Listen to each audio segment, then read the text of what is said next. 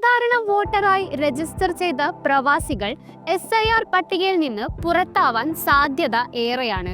Hearing notice വോട്ടർമാർക്ക് നേരിട്ട് നൽകണമെന്നും ലഭിക്കുമ്പോൾ നേരിട്ട് ഹാജരാകണമെന്നുമാണ് നിയമം.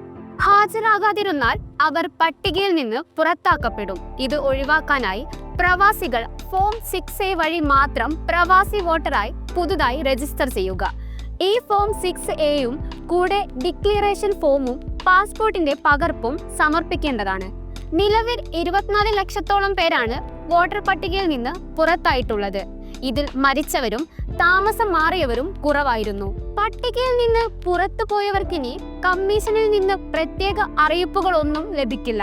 വോട്ടർ പട്ടിക പരിശോധിച്ച ശേഷം പേര് ഇല്ലെങ്കിൽ പുതിയ വോട്ടറെ പോലെ ഫോം 6 വഴി അപേക്ഷ സമർപ്പിക്കുക.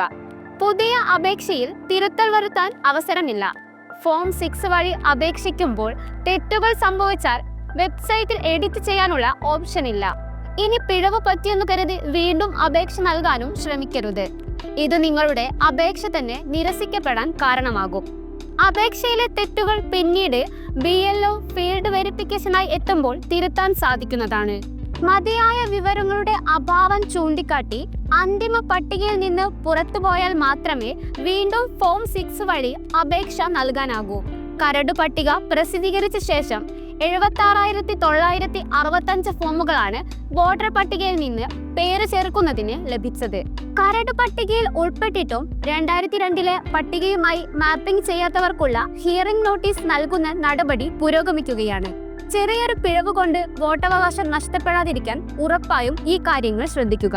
കൂടുതൽ വാർത്തകൾക്കും വിശേഷങ്ങൾക്കും news tag live TV subscribe ചെയ്യുക.